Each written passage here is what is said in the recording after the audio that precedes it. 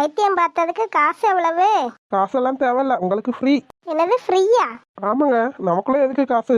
என்ன டாக்டரே நீங்க இப்படியே வர போற ஆளுக்கெல்லாம் சும்மா சும்மா வைத்தியம் பார்த்தீங்கன்னா ஆண்டியத்தான் போயிருவீங்க. என்னங்க பசுக்கு எப்படி சொல்லிவிட்டீங்க?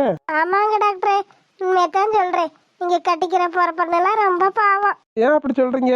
ஆமா, நீங்க எப்படி வர போற ஆளுக்கெல்லாம் சும்மா சும்மா வைத்தியம் பார்த்தீங்கன்னு வச்சுக்கோங்க, அந்த பொண்ணுக்கு ஆசைப்படுறது எதையுமே வாங்கி தர முடியாது.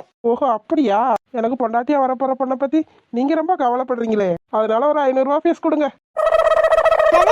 500 ரூபாயா? இதெல்லாம் ரொம்ப ஓவர் டாக்டர். என்னங்க நீங்க ஃபீஸ் வாங்கினாலும் குத்தம் சொல்றீங்க, வாங்காட்டினாலும் குத்தம் சொல்றீங்க. அதுக்குன்னு ஒரே தான் மொய் பண்ணுங்கன்னு 500 ரூபா வேணும்ன்றீங்க. ஏதோ 50 100னா கூட தெரியாது, 500 ரூபான்றீங்களே. ஆமாங்க, நீங்க தானே சொன்னீங்க சும்மா சும்மா வைத்தியம் பார்த்தா ஆண்டியா போயிருவேன்னு. அதான் ஒரு 500 1000 வாங்கினா ஒரு பணக்காரன் ஐயா என் பொண்டாட்டிக்கு பிடிச்சதெல்லாம் வாங்கி கொடுத்துக்கிருவேன். இது நல்லா கூத்தா இருக்கே. உங்க பொண்டாட்டிக்கு நீங்க பிடிச்சதை வாங்கி கொடுக்கணுன்றதுக்காக எங்க கிட்ட காசை பிடுங்குவீங்களா என்ன? இது என்னங்க நியாயமா இருக்கு? இப்பத்தானே நீங்க ஃபீஸ் வாங்கலாட்டி ஆண்டியா போயிருவீங்கன்றீங்க, ஃபீஸ் கேட்டா அநியாயமா இருக்குன்றீங்க. நான் என்னதான் செய்யறது நீங்களே சொல்லுங்க. ஏங்க அதுக்குன்னு ஒரு 50 100ன்னு சொல்லுங்க சரிங்களா? ஒரே 500 ரூபாய கூட்டினீங்கன்னா நான் எங்க போடுறது 500 ரூபாய்க்கு? அதெல்லாம் முடியாதுங்க. உங்க ஆட்டுக்கு போட்ட ஊசி எல்லாம் எக்ஸ்பென்சிவான ஊசி. 500 ரூபாய் எடுத்து வச்சுட்டு தான் வீட்டுக்கு கிளம்பணும். ஐயோ, சும்மா அந்த சங்க ஊதிக்கு எடுத்தான ஆண்டின்ற கதையா? ஃபீஸ் வேணாண்டா டாக்டர், 500 ரூபா கொடுன்னு வாங்க வச்சு இப்போ நான் முழிச்சுக்கிட்டு கிடைக்கிறேன், என்ன பண்றது? என்னங்க திருன்னு முழிக்கிறீங்க? காசு எடுத்து வைக்கிறீங்களா இல்லையா? டாக்டரே என்ன டாக்டரே, நீங்க தெரியாத ஆள்கிட்ட பேசுற மாதிரியே பேசுறீங்க. நமக்குள்ள எதுக்கு இதெல்லாம்? என்னது இது? அப்படியே பிளேட்டை திருப்பி போட்டுட்டா வர. நான் என்ன உங்களுக்கு தெரியாத ஆளா? அப்படி வாங்க வலிக்கு. நான் முன்னாடியே என்ன சொன்னேன்? ஃபீஸ் வேணாம் தானே சொன்னேன். நீங்கள் என்ன சொன்னீங்க? ஆண்டியா பேருவேன்னு சொன்னீங்க. ஃபீஸ் கேட்டாலும் குத்தன்றீங்க, கேட்காட்டியும் குத்தன்றீங்க. என்னதான் நினச்சிக்கிட்டு இருக்கீங்க உங்கள் மனசில்? சரி சரி விடுங்க டாக்டரே, அதான் ஊசி போட்டாச்சுல, நான் கிளம்புறேன். ஐயோ என்னங்க அதுக்குள்ளே கிளம்புறீங்க?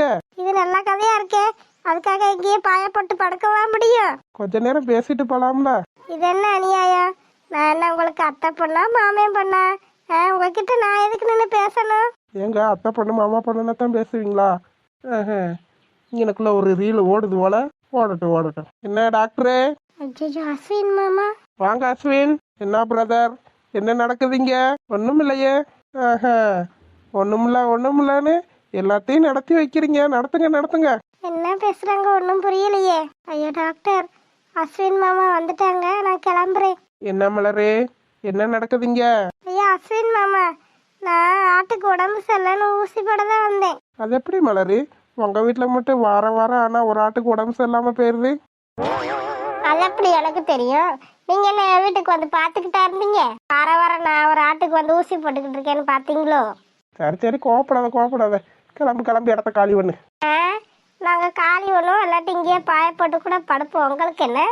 படுங்க தாயி, உங்க ஆஸ்பத்திரி உங்க டாக்டர், யார் வந்து கேட்க போறா?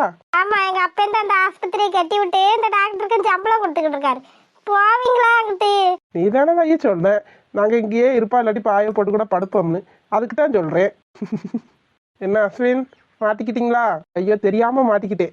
என்ன டாக்டரே, உங்க 2 பேத்துக்கு என்னைய பத்தி எப்படி தெரியுது? இன்னைக்கு உங்களுக்கு வேற ஆள் கிடைக்கலையா என்ன?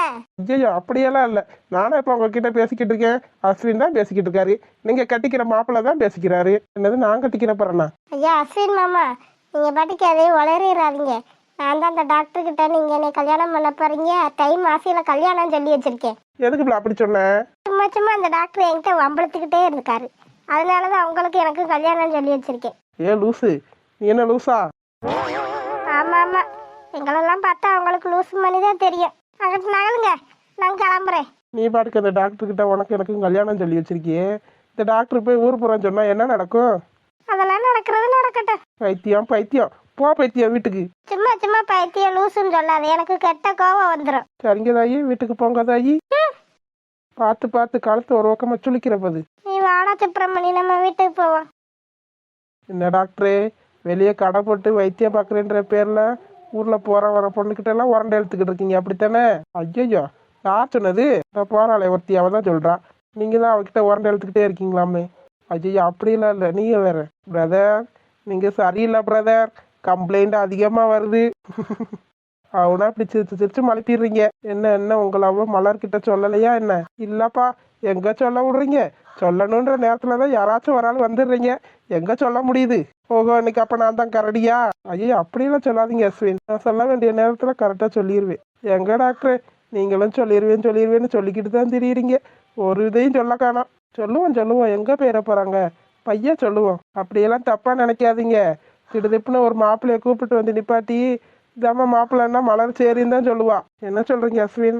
ஆமா டாக்டரே, அவங்க அப்பா பேச்ச மீறி எதையும் செய்ய மாட்டான். சீக்கிரமா உங்களை அவ்வா சொல்லி கல்யாணம் முடிக்கிற வழியை பாருங்க. அப்பனா உடனே சொல்லிடுறேன். சரி, சீக்கிரமா சொல்லுங்க. பொண்ணு கேட்டு போகணும். என்னைக்கு போறது? கூடிய சீக்கிரத்துல போயிடுவோம் பிரதர். சரி.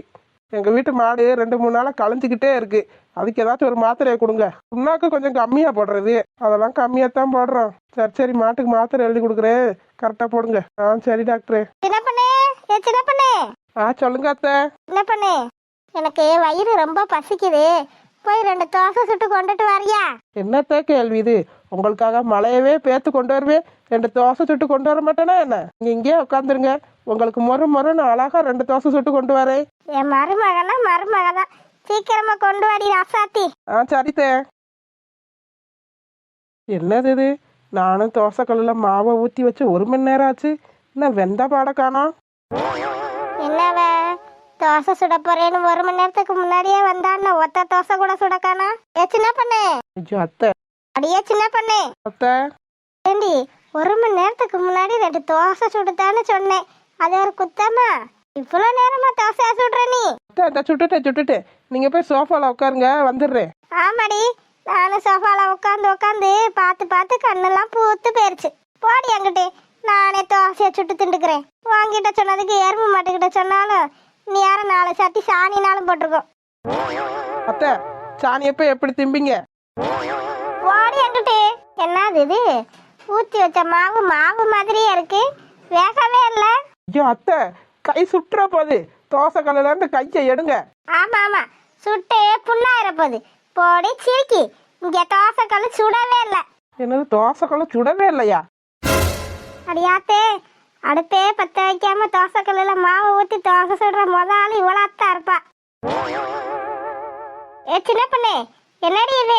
என்னாச்சு அத்தை? என்னாச்சா? இங்க வந்து பாரு முத. ஐயோ, அடுப்பே பத்த வைக்கலையா? ஐயோ, இப்ப கிளவி வேற கத்துன்னு கத்துமே. என்னடி இது அநியாயம்? அடுப்பே பத்த வைக்காம தோசை சுட்டு கொடுக்குறாளாம் தோசை. அது வந்து அத்தை, அவசரத்துல அடுப்பு பத்த வைக்க மறந்துட்டே அத்தை. ஆமாடி, நல்லா மறந்தப்போ அங்கிட்டு போ. நான் பத்த வச்சு தோசை சுட்டு நானே திண்டுக்கிறேன். உன்கிட்ட போய் கேட்டேன் பாரு, என் புத்திய எதால அடிக்கணும்னு எனக்கு தெரியல. ஐயா அத்தை, அப்படி சொல்லாதீங்க அத்தை. ஏதோ மறந்தா அடுப்பு பத்த வைக்காம விட்டுவிட்டு, அதுக்காக எனக்கு இவ்வளோ பெரிய தண்டனையா? நீங்க போய் உட்காருங்க, உங்களுக்கு நான் சூட தோசை சுட்டு அழகா கொண்டு வரேன். என்ன இது, கண்ணீர் தரையா ஒழுகுது, இவ்வளவு நம்பலாமா என்ன? அத்தை, என்ன நம்புங்க அத்தை, நான் உங்களுக்காக இதை கூட செய்ய மாட்டேனா என்ன? என் உயிரையே கொடுப்பேன், 2 தோசை சுட்டு தர மாட்டேனா என்ன? ஐயோ, இப்படி ஒரு மருமக கிடைக்க நான் கொடுத்து வச்சிருக்கணும். நான் தோசை சுட்டு திங்கிறேன்னா கூட கேட்க மாட்டேங்கிறான். அவளே சுட்டு அவளே தான் தருவாளாம், விட்டா ஊட்டி விடுறா போல. கடவுளே, இவ்வளோ பெரிய அழகான மருமகளை கொடுத்ததுக்கு உனக்கு தான் நன்றி சொல்லணும். சரி ராயி, அழுகாத, நீயே சுட்டு நீயே கொண்டுட்டு வா. நான் போய் சோப்பால உட்காந்துருக்கேன். சரிங்க அத்தை, நீங்களும் அழுகாதீங்க. எங்கிட்ட இருந்து தான் பிடிச்சிட்டு வந்தியானா இவ்வளோ அருமையான மருமகளை? நான் பார்த்துருந்தா கூட இப்படி ஒரு மருமகளை பார்த்துருக்கவே முடியாது. ஐயோ, என்னது தோசை அப்படி கருகுது? ஐயோ, என்னது இது? தோசை கல்லுல இருந்து தோசையை பிரிக்கவே முடியல, நகையும் சதையும் கணக்கிட்ட ஒட்டிக்கிட்டு நிக்குது. என்ன பண்றது? கிளவி அதுவா தோசையை சுட்டுனாலும் தின்றுருக்கும். இப்ப பாரு, நான் சுட்டு கொடுக்குறேன்னு தோசையும் வர மாட்டேங்குது, ஒன்றும் வர மாட்டேங்குது. பாவம் கிளவி பட்டினியா வேற கிடக்கு. இப்போ என்ன பண்றது? என்ன நடந்தாலும் சரி, இன்னைக்கு இந்த தோசையா நான் பார்த்துடுறேன். ஐயோ, தோசை வேற இப்படி கருக்கி போய் கிடக்கு. கிளவி இதை திங்குமோ திங்காதோ தெரியல. கொண்டு போய் கொடுப்போம், திண்டாலும் சரி திங்காட்டியும் சரி. மருமக தோசையை சுட்டு கொண்டு வந்துட்டேன். ஐயோ, கிளவி வேற எதிர்பார்த்து நின்றுக்கிட்டு இருக்கு. இந்தாங்க அத்தை. என்னடி இது, தோசையே இந்த கலர்ல இருக்கு. அத்தை இதுதான் நல்ல தோசையா, இதுதான் உடம்புக்கு நல்லாதான். தோசை சுட்டாலும் இப்படித்தான் சுடணுமா அத்தை? எவடி சொன்னது இப்படித்தான் தோசை சுடணும்னு? யூடியூப்ல ஒரு டாக்டர் சொன்னார் அத்தை. ஏண்டி இளவெடுத்தவளே, யூடியூப்ல எவன் எவனோ என்னென்னத்தையோ சொல்லுவியா, அதுக்காக எனக்கு இப்படி அடி தோசை சுட்டு கொண்டு வருவ நீ? அத்தை இதுதான் நல்லது அத்தை உடம்புக்கு, நீங்க சாப்பிடுங்க. நான் எனக்கு 2 தோசை ஊற்றி வச்சிருக்கேன், அதுவும் இப்படித்தான் இருக்கும். என்னம்மா சொல்ற நீ? உன் பேச்ச கேட்டு சாப்பிட்றேன். சாப்பிடுங்க சாப்பிடுங்க, என்னத்தையோ சொல்லி கிளவிய நம்ப வச்சாச்சு. அட ஆமா, உனக்கு இப்படித்தான் தோசை சுட்டுருக்கா? ஒருவேளை உண்மையாத்தான் இருக்கும் போல. ஐயோ அந்த கிளவிய நம்ப வைக்கிறதுக்கு என்னென்னலாம் பண்ண வேண்டியதா இருக்கு. இந்த கருகுன தோசையை நானும்லாம் திங்க வேண்டியதா இருக்கு. ஹாய் செல்ல குட்டீஸ், வீடியோ பிடிச்சிருந்தா லைக் பண்ணுங்க, ஷேர் பண்ணுங்க, கமெண்ட் பண்ணுங்க. மறக்காம அழகு வாழ தமிழ் கார்ட்டூன் சேனலை சப்ஸ்கிரைப் பண்ணிருங்க செல்ல குட்டீஸ். வாய் ஒரு பக்கமா கோணிச்சுக்கிட்டு பேச்சுன்னு கவலைப்படாதீங்க, நல்லாத்தான் இருக்கு. அப்படியே பல் பட்டனா நல்லா வச்சுக்கோங்க, அப்படின்னா நாங்கள் படுற சுவாரஸ்யமான வீடியோ உடனே உங்களுக்கு வந்து சேரும். வீடியோ பார்த்த அனைவருக்கும் நன்றி. வீடியோ பார்த்த அனைவருக்கும் நன்றி.